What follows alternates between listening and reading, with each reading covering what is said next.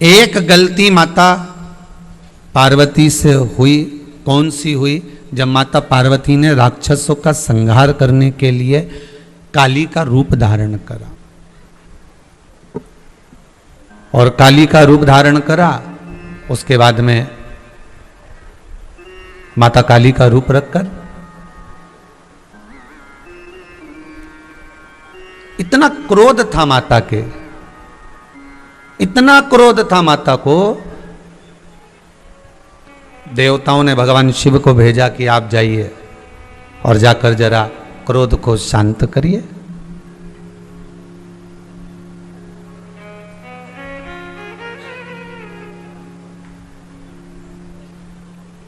पिता को क्रोध आवे तो पत्नी कभी शांत नहीं कर सकती, बहुत सावधानी रखना पड़ेगी हो।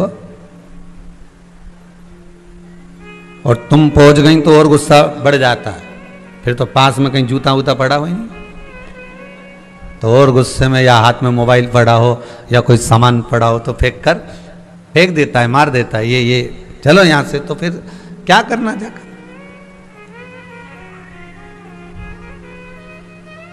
माता और पिता के क्रोध में बीच में एक होता है कि वो बच्चा, घर का जो बालक होता है, घर का जो बच्चा होता है, जब किसी को क्रोध आता है तो श्रीमद् भागवत कथा बड़ी सुंदर चरित्र कहती है कि नरसिंह भगवान को जब क्रोध आया, और नरसिंह भगवान को क्रोध आया और लक्ष्मी जी को कहा देवताओं ने, ब्रह्मा जी ने, कि जाओ भगवान विष्णु को क्रोध आ रहा है, नरसिंह भगवान को क्रोध आ रहा है, लक्ष्मी जी तुम चले जाओ। लक्ष्मी जी बोली मैं कैसे चले जाऊं, अगर मैं पहुंच गई और जैसे हिरण्यकशिपु को फाड़ा, मेरे को फाड़ के रख दे रहे तो तुम तो मैं नहीं जाऊं, मैं नहीं जाती वहां पर हो।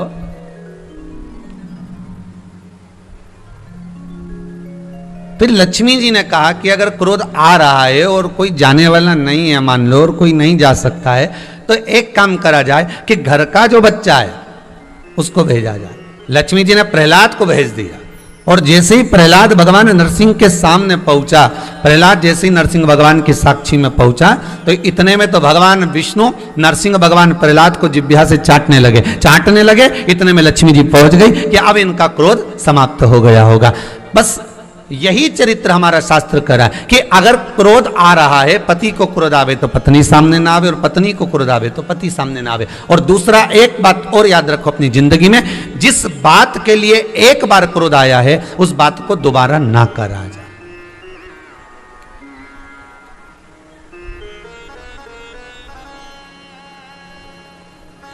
पर आदत है, एक बार जिस बात के लिए क्रोध आता है ना, जब दूसरी बार झगड़ा होता है ना, तो पुरानी बात जरूर घसीट के लाई जाती है। हमसे तो बोलना ही मत, तुम्हारी अम्मा ने जो करा है ना हमारे साथ, हम भूल नहीं सकते। तो पति बोलता है अम्मा को मरे हुए 2 साल हो गए और अभी भी लेकर बैठी है, तो क्या हुआ, अम्मा वहां चली गई तो क्या हम भूल जाएंगे जो हमारे साथ करा है? अरे अब तो छोड़ो, अब तो समाप्त करो। पर नहीं,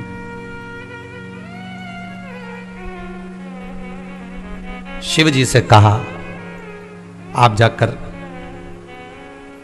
क्रोध को समाप्त कर दो। कहते हैं काली चरित्र के अंतर्गत, देवी भागवत में काली पुराण के अंतर्गत वर्णन किया गया, शंकर जी ने 48 घंटे तक लगातार डमरू का नाद किया है। काली चरित्र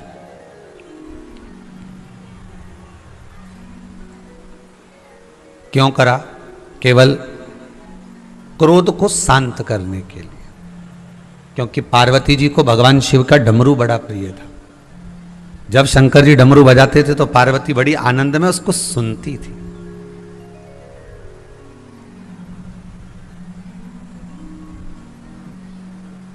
अब होता है कभी कभी पत्नी को क्रोध आवे तो पत्नी को जो प्रिय वस्तु हो कि इसको बाजार में से क्या क्या लाकर देना है, तो वो गुस्से में रहे तो तुम बाजार जाके कोई सामान थोड़ी ना ला सकते हो कि लेकर आ जाओगे कि मैं अभी आया, जलेबी इसको प्रिय जलेबी लेकर आता हूँ, ये गुस्सा कर रही जब तक जलेबी लाकर दे देता हूँ, तो तुम्हारी जलेबी का इंतजार करेगी क्या वो? अब शिवजी डमरू बजा रहे हैं, भगवान शंकर डमरू का नाद कर रहे हैं, और खूब डमरू भगवान शंकर ने बजाए।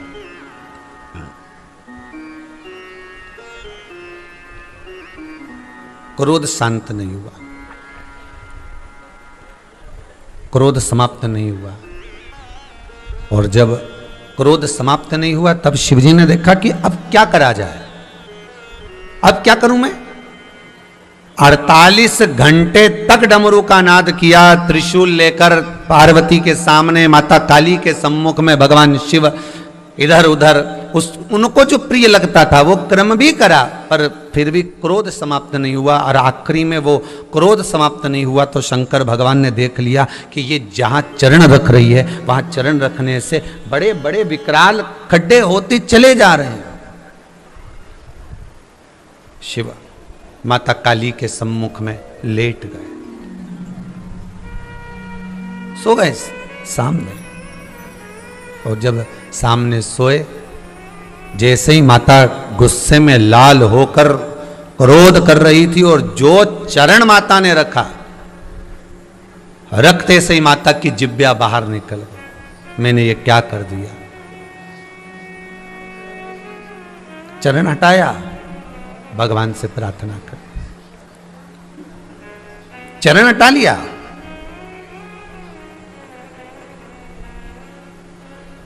शिव पर जो चरण रखा पार्वती जी ने हटा लिया, पर किसी ने फोटो खींच लिया, वो आज तक चल रही है।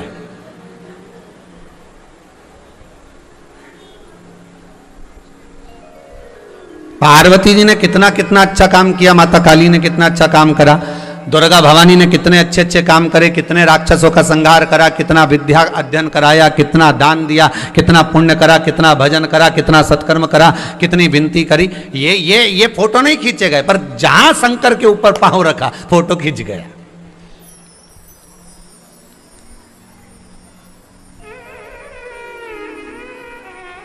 मेरी हर घर में रहने वाली बहुओं से, हर घर में रहने वाली बेटियों से, हर घर में रहने वाली माताओं से मेरा एक निवेदन है, आप बोलो मना नहीं है, खूब बोलो मना नहीं है, पर अपने जीवन में कोई ऐसी वाणी मत बोलकर चले जाना जिससे वो वाणी दुनिया के लोग फोटो खींचकर रख लें। और हर वक्त तुम कितना भी अच्छा काम कर लेना, कितना भी अच्छा उनके साथ व्यवहार कर लेना, फिर भी ले देकर वो समय फिर याद आ जाएगा कि इसने मेरे साथ ऐसा किया। वो फोटो खिंच गया, वो फोटो सामने आ गया जो माता काली की स्वयं शिव जी के ऊपर अपना चरण रखी, वो फोटो खिंच गया।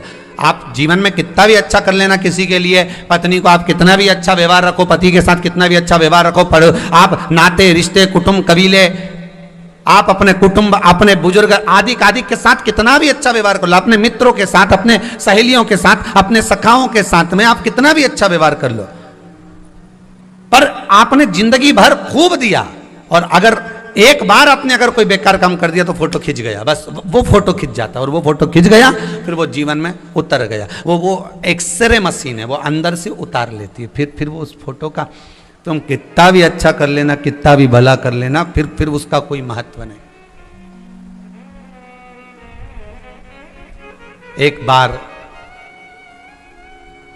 एक बार यदि आप बुरे हो गए तो फिर वो बुरा सिद्ध करके ही रहेगा, श्रेष्ठता नहीं हो सकती।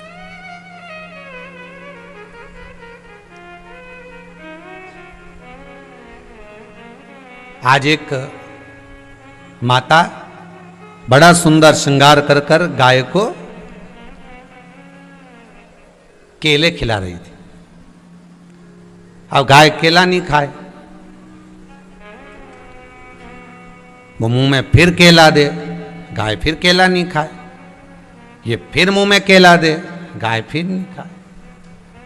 अब गाय इधर मुंडा करे इधर मुंडा करे और ये बढ़िया सिर पे पल्लू वल्लू लेके बढ़िया सज धज के बढ़िया खजूर वाली छोटी मोटी बना बुनू के और जोरदार आई और खूब वहीं रोड पे बढ़िया प्रेम से बाजार में जहाँ गाय खड़ी थी वहीं पर वहीं केला देती जा रही है, वहीं केला देती, पर नहीं खाए।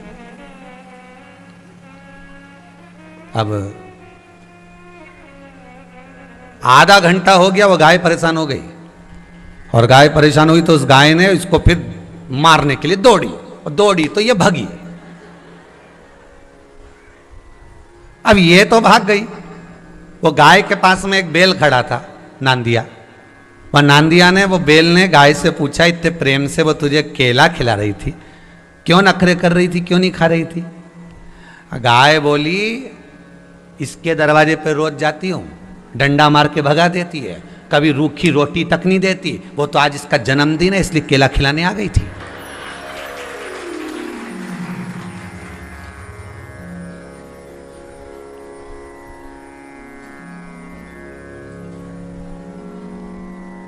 ये एक आंटी की कथा नहीं है,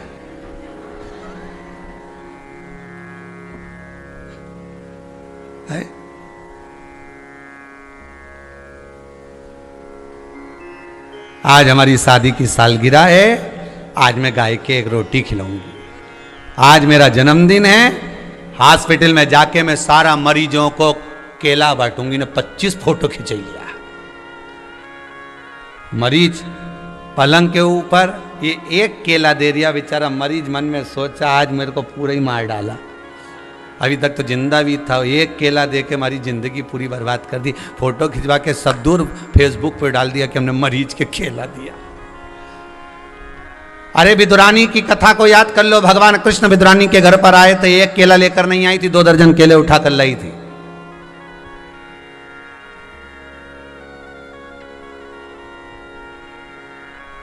गाय ने बैल से कहा, नंदी से कहा, ये मुझको अगर प्रेम से रूखी रोटी भी खिला देना तो मैं खा लूं, मैं इसके दरवाजे पर आकर अगर खड़ी होती हूं, ये मुझे रोटी ना भी देना चलेगा, पर मुझे डंडा मार के भगाए नहीं तो दुख होता है।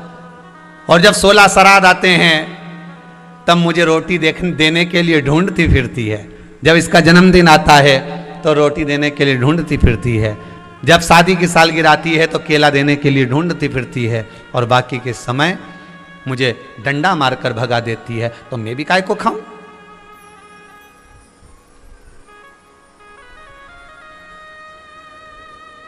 ये केवल खाने और ना खाने वाली बात नहीं है, ये तो स्वीकृति और ना स्वीकृति वाली बात है। अरे भाई, धेनु मानस के अंतर्गत लिखा है कि गौ माता को आप प्रेम से अगर एक ग्रास भी दे रहे हो, प्रेम से अगर आप एक जरा सा भाग भी प्रदान कर रहे हो, तो गौ माता उसको स्वीकार कर 33 कोटि देवताओं का पुण्य आपके खाते में डाल देती है। 33 कोटि देवताओं का पुण्य आपके खाते में दे। गौ माता के श्री विग्रह में 33 कोटि देवता विराजमान है, उनका सारा पुण्य भाग वो प्रदान कर रही है।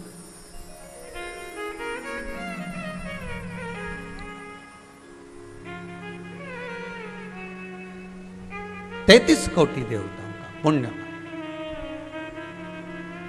पर निवेदन केवल इतना है कि जो दिया जाए वो प्रेम से दिया जाए। आपको पहले भी कथा में कहा, आप शंकर भगवान को अगर फूल दे रहे हो, पुष्प दे रहे हो, पंखड़ी दे रहे हो, बेलपत्र दे रहे हो, कुछ भी आप भगवान शंकर को अगर समर्पित कर रहे हो तो उसमें आपका प्रेम जुड़ा होना चाहिए। निर्मल मन सो मोहि प्रेम दीजिए।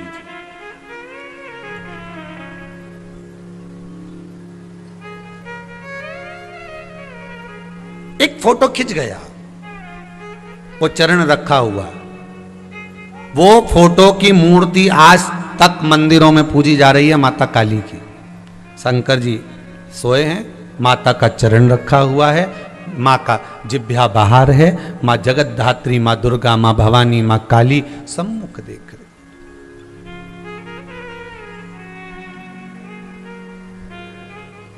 पर कभी आपने विचार करा, एक गलती माता से हो गई थी और उसका प्रायश्चित करने में माता को कई साल लग गए थे, कई वर्ष।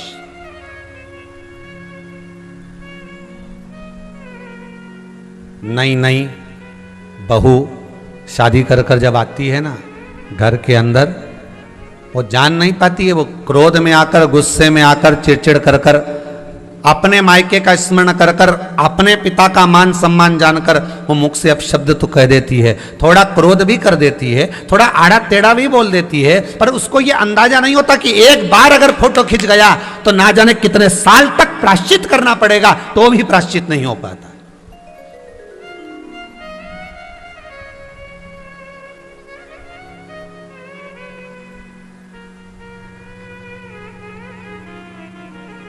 कितने वर्ष तक आप प्रायश्चित कर रहे हो? तो माता काली ने चरण तो एक बार रखा था, वर्षों वर्ष, हजारों वर्ष तक माता काली तप करती रही। माता काली वन वन भ्रमण करती रही। आखिरी में व्यास नदी के तट पर जाकर माता काली ने जो साधना करना प्रारंभ करी कि मेरे पांव रखा गए मेरे स्वामी के ऊपर, मुझसे गलती हो गई, गलती हो गई।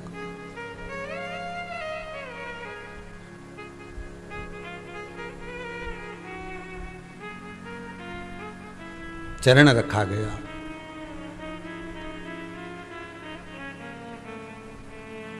अब ये चरण रखा तो गया है, अब इसकी क्षमा याचना जो माता ने करा व्यास नदी के तट पर, जब क्षमा याचना करने के लिए तब साधना में माता काली डूब गई, तब शिव को आना पड़ा, तब भगवान शंकर को वहां प्रकट होना पड़ा। शिव जी ने पूछा, कालका, ए काली, तो इतने सालों से ए कालका, ए पार्वती, ए जगदम्बा, ए शैलपुत्री, ए उमा, ए कात्यायनी, कुष्मांडा, चंद्रघंटा, स्कंदा, ये तो बता कि तुझे इतने वर्ष तप साधना में लग गए।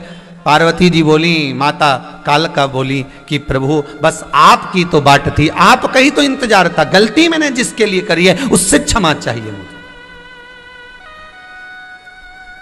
लड़ाई करी पति से, फोन करके सुना रही मायके में, मम्मी ऐसा हो गया, मम्मी वैसा हो गया।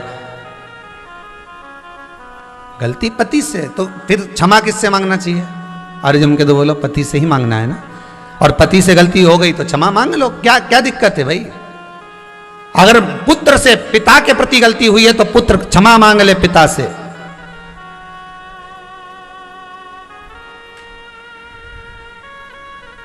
झुकने में कुछ बिगड़ा है किसी का कभी? अरे बोलो तो सही, झुकने में किसी का कुछ बिगड़ा हो तो बता देना संसार में है। वो बाबा रामदेव जी रोज सुबह टीवी पर 5 बजे से बस यही तो सिखाते हैं कि झुक लो, कहीं इधर कहीं उधर, बस झुक लोगे तो ये शरीर भी ठीक बना रहेगा। और अगर इस संसार सागर में छोटे बनकर झुककर जितने चलोगे तो संसार में उन्नति की ओर बढ़ते चलोगे। आप झुको तो सही, प्रेम से, करुणा से, वात्सल्यता से, स्नेह से, थोड़ी सी नम्रता होना चाहिए, थोड़ी सी करुणा अपने भीतर होना चाहिए। हम नहीं झुक पाते, हमारा क्रोध हमें झुकने नहीं देता।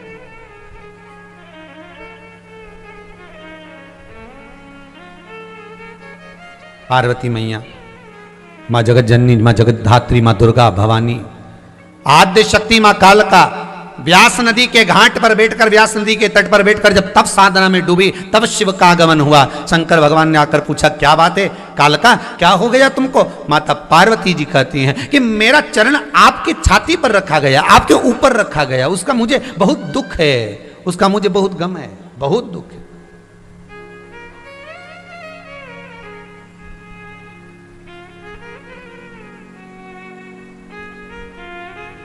शिव जी कहते हैं, इसमें तुम्हारी कोई गलती नहीं है, क्योंकि देवताओं ने मुझे भेजा था केवल क्रोध को शांत करने के लिए। इसमें तुम्हारी कोई गलती नहीं है।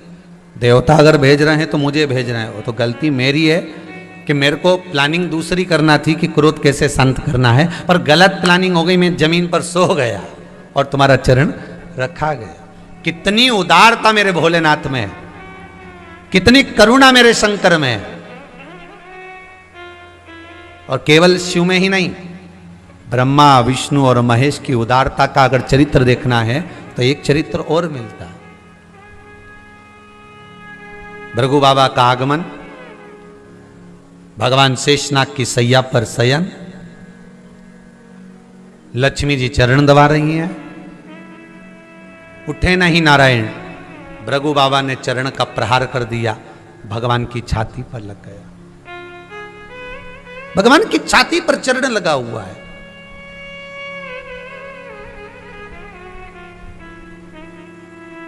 भगवान विष्णु उठे, लक्ष्मी जरा दौड़ कर जाइए, जल्दी से चंदन का कटोरा लाइए,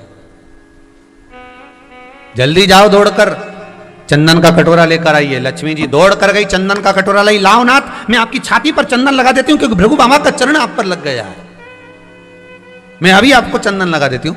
भगवान बोले, चंदन का कटोरा मुझको दे दे, लक्ष्मी लाओ मुझे दो। लक्ष्मी जी बोली, मैं लगाती हूं ना आपको। नहीं नहीं, मुझे चंदन तुझसे लगवाना नहीं है, मुझे लगाना है। किसको?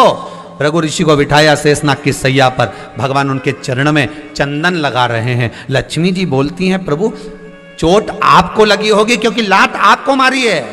भगवान कहते हैं मेरे हृदय में तो भक्त विराजमान है और आज भक्त ही मेरे द्वार पर खड़ा हुआ है, तो चोट किसी दूसरे को नहीं लगी, जो भक्त दिल में बैठा था उसी भक्त को चोट लगी है, इसलिए चंदन उस भक्त को लगाया जा।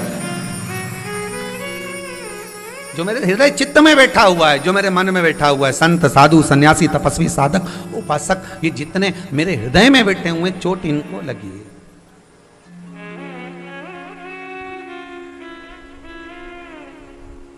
चंदन लगा दो मिला, और चंदन भगवान भृगु बाबा के चरणारविंद में लगा रहे हैं। भृगु बाबा के मन में आया कि बताओ चंदन और मुझे लगा रहे हैं और छाती में इनको लगी है। भगवान ने भी कह दिया मैं वर देता हूं। भृगु बाबा बोले नारायण तुम्हारी छाती पर जो चोट लगी है मेरे चरण का चिन्ह कभी नहीं मिटेगा, वो रहेगा, वो रहेगा। और जब तक मेरे स्वरूप में चरण का चिन्ह है, चरण का चिन्ह,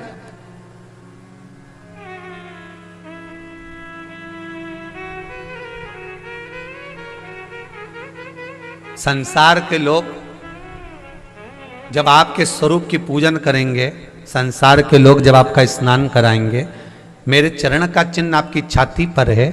जब आपका स्नान होगा तो मेरे चरण का भी स्नान होगा। आपके घर में लड्डू गोपाल हैं सबके यहाँ? जितने लोग आस्था पर कथा सुन रहे हो, जितने लोग फेसबुक यूट्यूब पर कथा सुन रहे हो, कुबेरेश्वर बाबा की धरा से कथा सुन रहे हो, आपके घर में लड्डू गोपाल होंगे तो लड्डू गोपाल की अगर स्वरूप देखेंगे कपड़े हटाकर तो भगवान का चरण का चिन्ह उनकी छाती पर आपको नजर आएगा। प्रत्येक ठाकुर जी के, प्रत्येक राम जी, प्रत्येक कृष्ण जी, अर्थात जितने ठाकुर का स्वरूप होता है, भगवान विष्णु की जिस मूर्ति का आप दर्शन करेंगे उनकी छाती पर तुम्हें चरण का चिन्ह मिलेगा, वक्षस्थल पर चरण मिलेगा। तो भगवान भृगु ने कह दिया आपकी छाती पर मेरा चरण का चिन्ह रहेगा। दुनिया के लोग जब आपका स्नान कराएंगे तो आपके तो स्नान का जल उनको प्राप्त होगा, पर मेरे चरणारविंद का जल जब उनको प्राप्त होगा तो उनके हृदय में भक्ति का संचार होगा और नारायण का दर्शन होगा। भक्ति का संचार के लिए मैंने ये चरण का चिन्ह आपकी छाती पर, आपके वक्षस्थल पर आपको दे दिया। ये चरण का चिन्ह मैंने आपको दिया, ये चरणारविंद का चिन्ह आपको प्रदान कर दिया।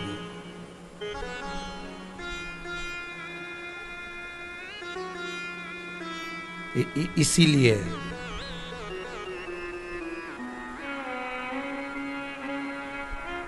भगवान के चरणों की रज, भगवान के चरणों का जो सुख है वो सुख,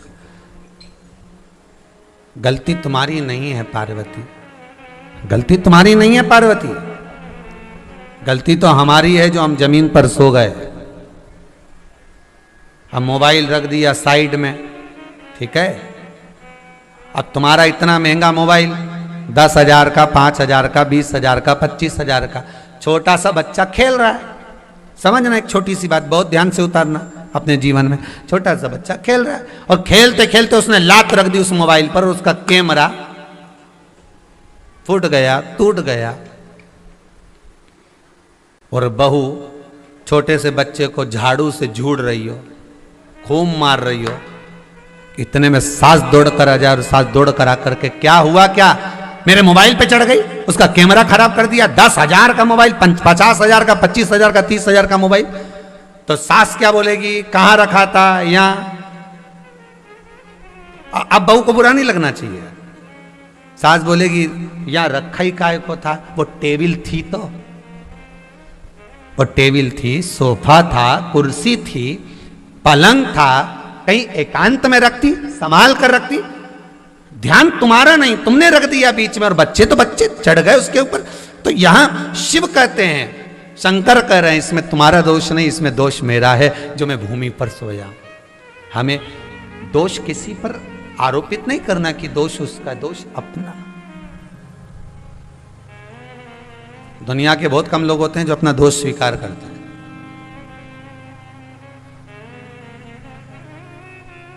दोष मेरा है, दोष हमारा।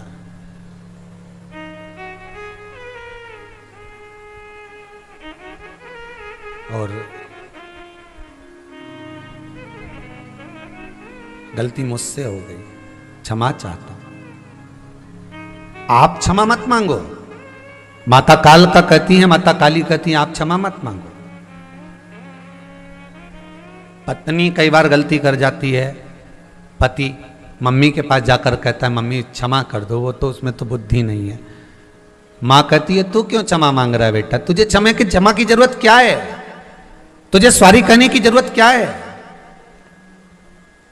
गलती किसी ने करी है तो क्षमा वो मांग लेगा, समय आने पर मांगेगी क्षमा, तुम चिंता मत करो। पर शिव पुराण कहती है, शंकर कह रहे हैं कि गलती में नहीं नहीं नहीं नहीं स्वामी, पार्वती जी कह रही हैं, माता काल का कह रही, माता काली कह रही है कि गलती मुझसे हो गई। बस यही जीवन की एक बहुत सुंदर गाड़ी है, बहुत सुंदर रास्ता, बहुत सुंदर मार्ग है। जीवन का सबसे सुंदर चरित्र अगर कोई है तो यह काली और शिव की कथा है कि शंकर कह रहे हैं गलती मुझसे हुई है, पार्वती जी कह रही हैं गलती मुझसे हुई है। अर्थात दोनों समझने को तैयार हो गए कि गलती तो हुई है, उसको संवार लिया जाए और संवारने के बाद आगे जीवन में फिर उसको उतारा ना जाए, उस गलती को फिर सुधार कर चलना, उस गलती को फिर संवार कर चलना।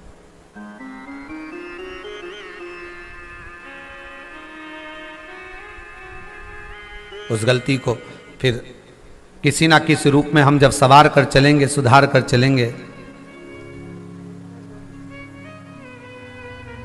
तो वो गलती संवरेगी, सुधरेगी।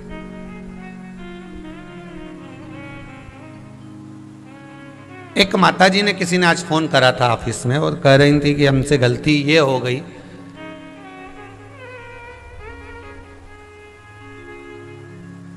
कि हम शंकर जी के मंदिर में जाते थे और शंकर जी के मंदिर का ही पानी भरकर, शंकर जी के मंदिर का ही कलश उठाकर, शंकर जी का ही वहीं का लोटा उठाकर शिव जी को चढ़ाते थे। और हमने आज पहली बार कथा में सुना महाराज जी की, उन्हें कहीं अभी तक नहीं सुना होगा, तो पहली बार कथा में सुना कि शंकर जी के ऊपर पानी घर का ले जाकर चढ़ाना चाहिए, पर हमने तो वहाँ का पानी उठाकर चढ़ा दिया। तो उसमें हमने बहुत दोष करा है, बहुत गलती करी। तो क्षमा क्या हो सकती, उसके लिए क्षमा क्या, उसके लिए याचना क्या। शिव महापुराण की कथा कहती है आपने बस दिल से कह दिया ना शंकर के पास जाकर कि अब गलती हो गई, अब नहीं होगी, यही क्षमा है।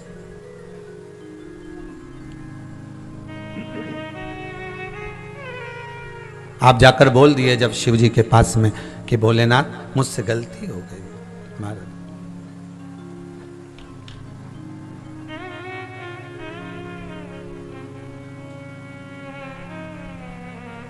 बस इस मन को समझा लेना, सवार लेना, सुधार लेना, यही गलती की।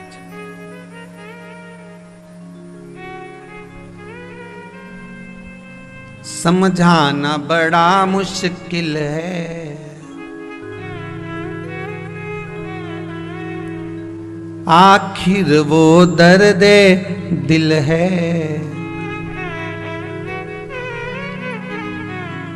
सच्चा दरबार सजा है, ये भोले की महफिल है। सच्चा दरबार सजा है, ये भोले की महफिल है। काली माँ शिव से क्षमा मांग रही, शंकर भगवान काली माता से क्षमा मांग, हो गई गलती, हो जाती है। झुकना जीते की पहचान है, अकड़ना मुर्दे की शान है। जो अकड़ रहा है वो समझ लो कि मर चुका है, भले वो जीवित हो अपनी जगह पर है, पर वो मर चुका, वो मर चुका। उसका अहंकार, उसकी अभिमानता, उसकी अकड़ मरे के तुम। शिव चरित्र का एक पात्र में अगर थोड़ा सा दूध भी हमने लेकर, थोड़ा सा दूध का भाग अगर हम लेकर शिव के दरवाजे तक जा रहे हैं, शंकर की चौखट तक अगर हम पहुंच रहे हैं,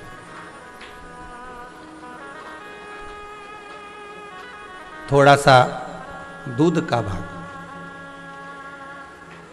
थोड़ा सा जल का भाग, थोड़ा दही का भाग, थोड़ा सा शहद, थोड़ा सा घृत, थोड़ी सी शक्कर, अगर हम लेकर शंकर के दरवाजे तक जा रहे हैं तो उसमें आप तो शिव को समर्पित कर रहे हैं, पर जो पात्र आपका वापिस आ रहा है उस पात्र में बाबा क्या देकर भेज रहा है ये बाबा ही जानता है। आपने तो केवल समर्पित कर दिया, पर देने वाला तो शिव है, देने वाला तो शंकर है। मेरा वो घड़दानी मेरा शिव है। देखिए, सती माता के भस्म होने के बाद, डीले कम करो, सती माता के भस्म होने के बाद जो माता पार्वती हिमालय राज के घर में प्रकट हुई हैं, हिमालय राज के घर में जन्मी है, तो ये कोई माता पार्वती कोई साधारण तो है नहीं, पितरों के घर की बेटियों की बेटियां हैं ये।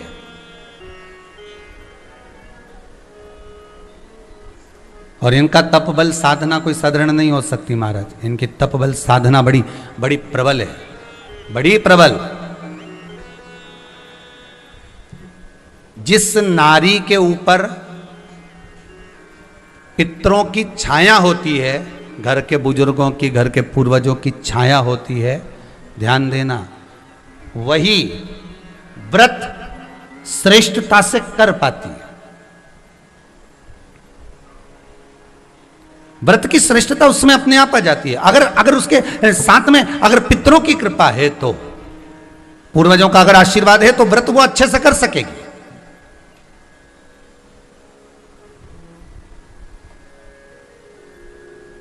और सहज भाषा में समझ लीजिए, बहुत अच्छे से समझना इस बात को, कि मान लो, एक सरल भाषा में आप और अच्छे से समझिए उसको, बहुत अच्छे से,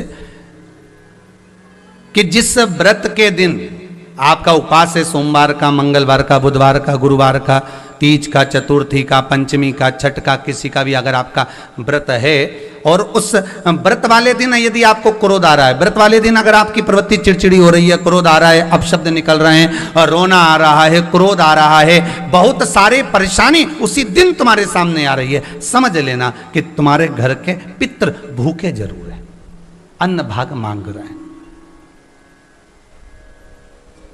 एक बात पहले भी कही थी, शायद आपको ध्यान में होगा, रात्रि को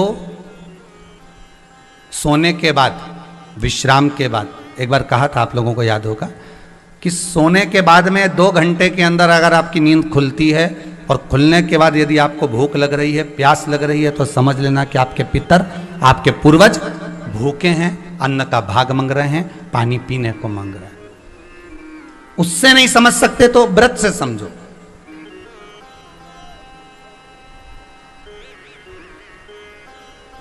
व्रत से समझ लो। मान लो आपने व्रत किया और आपकी प्रवृत्ति चिड़चिड़ हो रही है, क्रोध आ रहा है, अपशब्द निकल रहे हैं, ताने निकल रहे हैं, या कोई कुछ कहकर चले गया, और आपकी आंखों में अश्रु भर रहे हैं, आपकी आंखों में आंसू आ रहे हैं, तो वो श्रेष्ठ व्रत नहीं हो सकता, उसमें दुख है। पुष्प ताजा है तो आप भगवान को दोगे, सही है कि गलत है? केला अच्छा है तो भगवान को दोगे, वो काला पड़ गया तो तुम भगवान को दोगे क्या? अंदर से गल चुका है तो भगवान को दोगे क्या? नहीं।